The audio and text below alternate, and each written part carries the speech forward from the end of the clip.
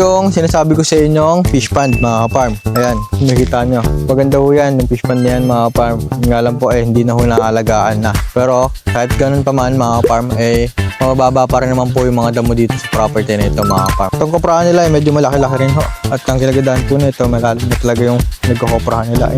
Basyo ng pinagkoprahan nila. Ayan, makikita nyo mga farm.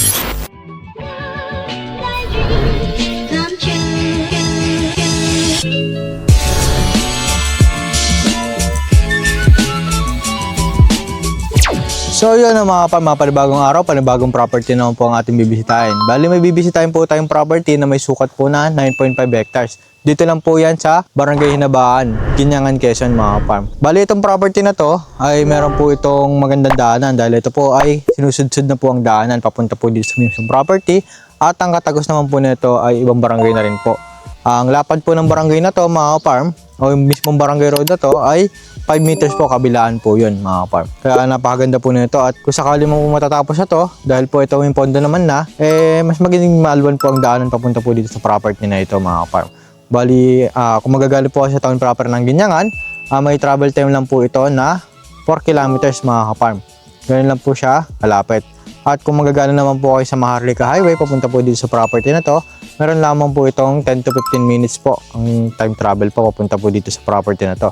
Yung Maharlika Highway na po na yun, ayun po yung crossing po ng Ginyangan mga farm.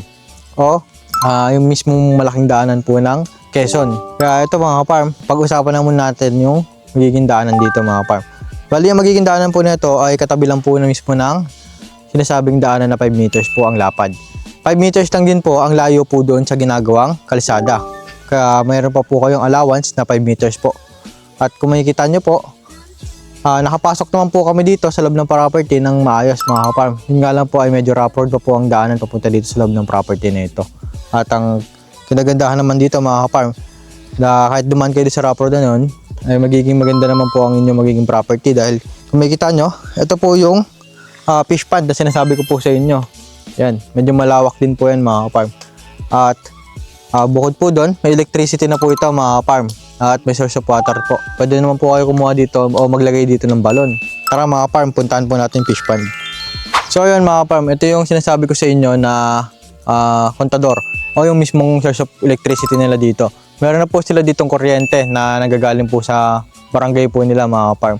Itong electricity nito ay abot po yan sa kabilang may property.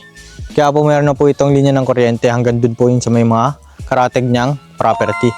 Kaya wala po tayong problema patungkol po dito sa electricity ng property. Sa tubig naman po, meron po tayong option na pwede maglagay po ng balon mga farm. At ayun nga lang po, itong property na to ay wala pa kong nakalagay na balon. Kayo na po ang bahala magpalagay ng balon. Gusto niyo po kayo gustong magtayo ng bahay. Ang ideal po na magtayo po kayo ng bahay, dito po sa ibabaw po ng property. Meron lamang po itong konting slope, napakit ng konti. Hindi naman po siya ganun katarek. At isa pa ho, pag-akit nyo po doon, flatland naman po yan mga farm. Kaya sa mga interested buyer natin dyan, mga farm, napakaganda na itong property na to.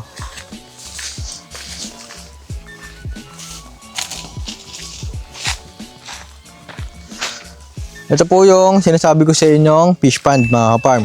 Ayan, nakikita nyo. Maganda po yan, yung fish pond na yan mga farm. Yung nga lang po hindi na ho naalagaan na. Pero kahit ganun pa man mga farm, mababa pa rin naman po yung mga damo dito sa property na ito mga farm. Ang owner po pala nito mga farm ay may sakit na po, kaya ito po ay binibenta na. At gusto na po niya itong maibenta dahil po ay pampagamot po sa kanyang sarili mga farm. Kaya sa mga buyer natin dyan nagtatanong ng titulo nito, ang titulo po nito ay TCT na po mga farm. Transfer of Certificate of Title po ito mga farm at isa lang po yung owner, buhay pa po. Ayun nga po ay nasa hospital po ngayon mga farm. At updated land tax rin po ito at wala po tayong problemahin sa pamilyar. At meron na rin po itong lot plan, itong property na to. Kaya kumpleto po ito, complete documents po ito mga farm. Malinis po ito, ita-transfer na lang po sa pangalan ng makakabili. So yun mga farm, pag-usapan naman natin yung mga nakatanim dito sa property na to mga farm. Bali ang mga tanim dito sa property na to mga farm ay meron po itong 2,000 coconut trees po mga farm. More or less po yun dahil hindi pa po naisasama sa bilang yung mga maliliit po na bagong tubo po mga farm. May mga bagong tubo po dyan na binidyoan po ako para makita niyo po yung mga tanim. At meron din po itong langka, bayabas at 5 pitak ng palayan mga farm. At bukod po doon, meron po itong Nara tree at Calamansi. Meron din po itong Nara tree doon sa gawing itaas po mga farm. Mapapakinabangan nyo rin po yun pagdating po ng araw at lumaki-laki na po yun. Sabi po nila ay medyo maliit-liit pa daw po. Meron naman din daw po ito na malaki na rin po. Kaya sa mga interested buyer natin dyan na gusto bumili ng property o gusto magpa-set na ocular visit, papunta po dito sa property na to para makita nyo po ninyo, ay mag-message naman po kayo sa number po na may kita nyo sa inyong screen ng mga farm. And sa WhatsApp and Viber po para sa makaragdagang impormasyon gusto nyo pong malaman, o maaari po kayong tumawag sa aming mga number mga farm para po mas malinaw po na ang usap natin mga farm. Para sa naman po sa mga OFW natin na gustong mag-invest dito ng property, meron po tayong WhatsApp and Viber po, doon na lang po kayo mag-message o tumawag sa amin mga farm. So yun mga farm, ito po yung sinasabi ko sa inyong koprahan mga farm. Ayan, makikita nyo yung kubo niyan, yan po yung koprahan nila dito mga farm. Parang kumakailan lang din po ay nagkopra po sila dito, kaya meron pa mga basyo ng niyog dito mga farm. Ito po. Yan. Itong koprahan nila ay medyo malaki-laki rin ho. At ang kinagandaan po nito, malalim na talaga yung pinagkokoprahan nila. Ayun. Yan. Ito po yung basyo ng pinagkoprahan nila. Ayan. Yan kung makikita nyo mga farm. Yan. Bukod po dyan mga farm ay meron pa po yan tanim na kawayan. O yan mga farm, kawayan yan. At mangga. Yan. At ito yung pinagsusunugan ho siguro nila ng kopra. O yung uling. Yan po yun. Nagagawa nila ng uling.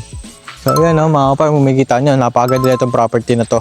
At hindi lang po siya ganun tataas yung mga damo ngayon dahil po yun nga po siguro bago magkasakit yung may-ari, nalinisan pa ho ito kaya medyo mababa pa ho yung tanim na o yung mga puno ng mga ligo na puno na tumutubo mga farm.